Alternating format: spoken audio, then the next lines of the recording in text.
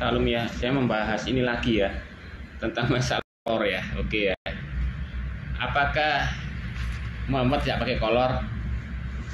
Tidak menunjukkan kolornya atau telanjang? Saya buktikan hadisnya ya. Nah, ini kita lihat ya. Kalau orang disalib pasti jelas dibuka, ditelanjangi pakaiannya ya. Biar akan merasakan kepanasan, mengalami hidrasi ya. Dan penyiksaan itu semakin piksa. Makanya salib itu adalah penyiksaan yang terkejam ya. Nah, ini nggak usah kita bahas ya. Orang Islam pasti sudah tahu ya. Oke, ini surat Ahmad nomor 4 ya. Ini mengatakan ya bahwa orang waktu jahil ya tawaf ya, dia melakukan keliling ya dengan keadaan telanjang ya. Tidak ya, tawaf keadaan telanjang tidak akan masuk ke surga kecuali orang muslim. Jadi orang muslim tawaf dengan telanjang bisa masuk surga, tapi kalau orang yang musyrik ya tawaf dengan keadaan telanjang tidak akan masuk surga ya. Tapi ya ini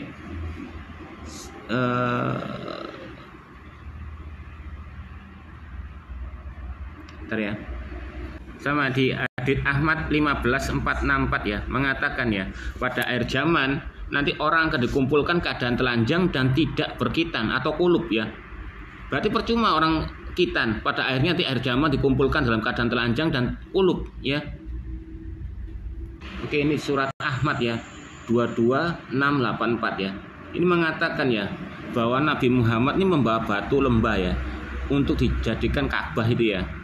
Dia mengenakan baju panjang, lalu bajunya menyempit hingga naik sebatas punggung sehingga auratnya dia terlihat karena kecil bajunya ya. Disuruhkan ya, "Hai Muhammad, tutupi auratmu, sangat penting untuk mengetahui apa yang harus dilakukan selanjutnya." Jadi Muhammad ini lagi lucu-lucunya, maklum kalau usah kakek-kakek lucu ya. Dia pakai gaun itu kependekan ya.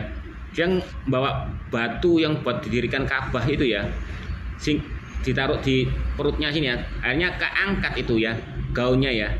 Terus kelihatan auratnya, dia nggak pakai celana dalam ya. Makanya orang Arab tuh nggak pakai celana dalam. Oke, ini di hadits Bukhari 351 ya.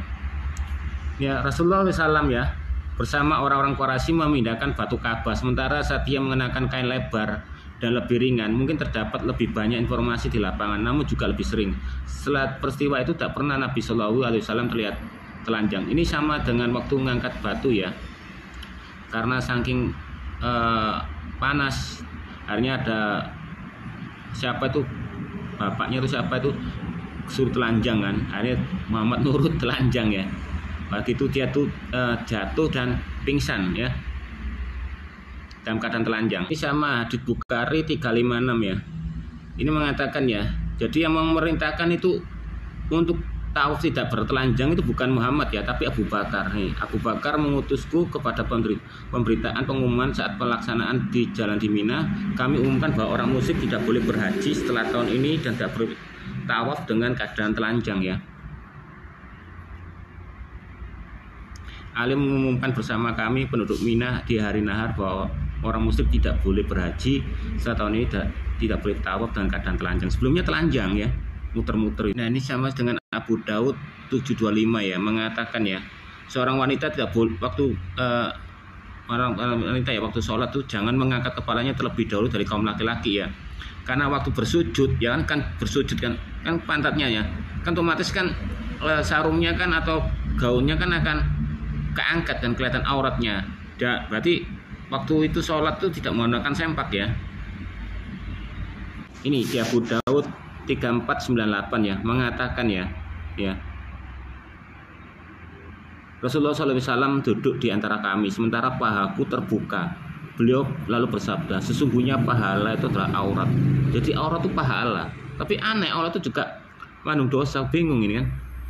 Ini Abu Daud 3826. Jika Muhammad menjajah ya untuk membedakan mana yang sudah dewasa atau yang masih kecil itu dilihat dari sini ya, dibuka singkap ya auratnya. Mereka tidak mendapati bulu jembut ya, bulu kemaluan ya, maka dia akan jadikan tawanan. Kalau ada punya jembut berarti akan dibunuh ya.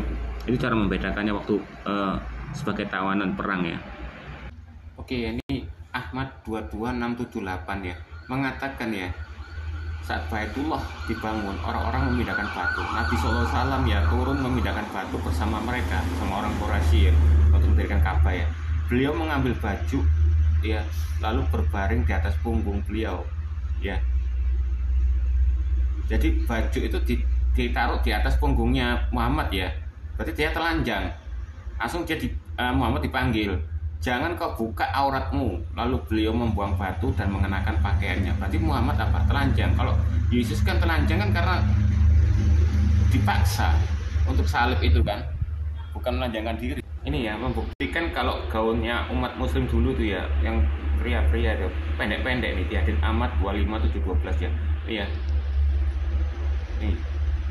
Untuk mengbilang sama wanita ya, jangan mengangkat kepala dulu sebelum kaum laki-laki mengangkat kepalanya ya, karena pendeknya sehingga khawatir aurat mereka akan tersingkap waktu sujud ya. Jadi waktu sujud itu takutnya kebuka ya kan kelihatan kan, karena pendeknya itu berarti dia nggak boleh sempak ya.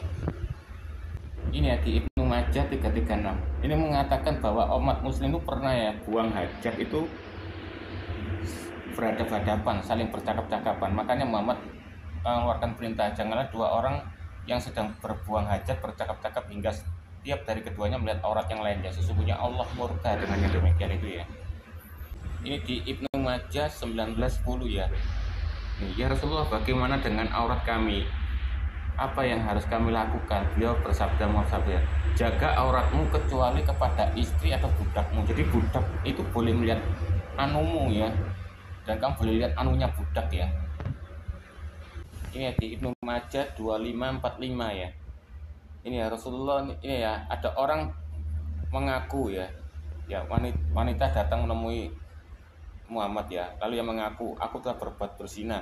Kemudian Rasulullah memerintahkan untuk mempererat bajunya ya yang tersingkap dan dirajam, lalu menyolatinya. Berarti beda dengan Yesus. Kalau Yesus kan dihadapkan orang yang perempuan yang berzina kan, barang siapa yang tidak berdosa maka merajam lebih dulu ya. Kalau Muhammad tidak, ada wanita mengaku aku lakukan berzina Rasulullah, bagaimana? Malah ditangkap ya, mati dibunuh, malah dirajam ya. Nah itu loh beda kan dengan Yesus. Ini ya di Hadits Muslim 513 ya. Muhammad menceritakan fitnah ya, bahwa Musa ini ya, bahwa Bani Israel ini mandi dengan telanjang, tapi Musa itu tidak mau mandi bareng ya, hanya mandi sendirian karena Musa itu dikena penyakit buah sakar atau hernia ya, mengembang ya, dan batu itu juga mencuri pakaiannya ya, dikejar ya, sehingga Bani Israel melihat auratnya Musa yang kena hernia itu ya, penyakit haid ya. Itu loh adalah fitnahnya Muhammad ya, padahal itu tidak tahu nyuntuh dari mana itu ya, sehingga batu itu bekas pukulan Musa 7-6 kali pukulan itu. Padahal tuh Musa mukul 7 kali itu karena biar batu itu mengeluarkan air, tapi Muhammad ceritanya beda, yaitu karena batu itu menyusuri bajunya Musa. Konyol ya juga ya. Di Hadits Muslim 3916 ini mengatakan ya, Rasulullah melarang makan dengan tangan kiri, berjalan dengan sandal sebelah, berpakaian dengan meliputi seluruh tubuh. Tapi ditambah ini kata-kata editnya, tanpa tangan dan tanpa baju dalam. Padahal enggak, dia berpakaian dengan meliputi seluruh tubuh. Jadi tidak boleh atau melarang berpakaian dengan meliputi seluruh tubuh, sehingga ya ini ya, dan duduk mencakung dengan pakaian selapis sehingga auratnya kelihatan tuh. Tapi tambah-tambah di edit kurung buka ini seolah-olah itu benar ya. Ini ya Hadits Muslim 4431 ya. Ini ada orang musyrik ya, memanas-manasi kaum muslimin. Kemudian Rasul Muhammad menyuruh Sat ya untuk panah ya. Akhirnya kena ya, panah mengenai lambungnya, kemudian orang itu tersungkur dan terbuka auratnya. Melihat itu Muhammad tersenyum puas hingga terlihat gigi garamnya. Senang dia. Kalau Yesus kan dihina kan nggak membalas. Muhammad kok dihina disuruh bunuh ya. Oke ya, sekian dulu ya. Ini bahwa tentang masalah aurat ya. Auratnya Yesus kalau disalib itu karena dipaksa, memang itu bukan niatnya Yesus sendiri. Kalau Muhammad kan dia telanjang karena kepanasan untuk memindahkan batu Ka'bah ya. Bahkan pernah ada hadits mengatakan kalau pamannya membohongi dia, bukalah baju maka dia akan lebih ringan. Oke, sekian dulu, terima kasih.